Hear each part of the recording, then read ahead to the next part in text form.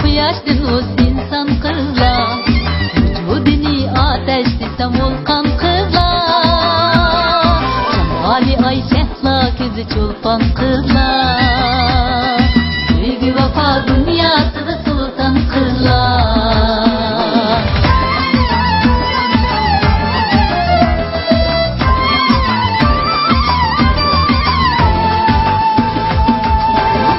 Işkıda aşıklarını köp köydürgen, Köyükka hidet hicranda dağ süydürgen,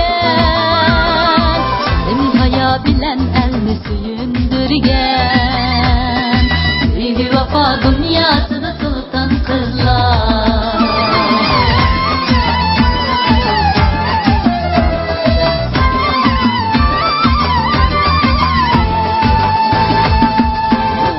Sizler mihir, siz hacının durdanesi, İcat emgek, şan tökünün servanesi.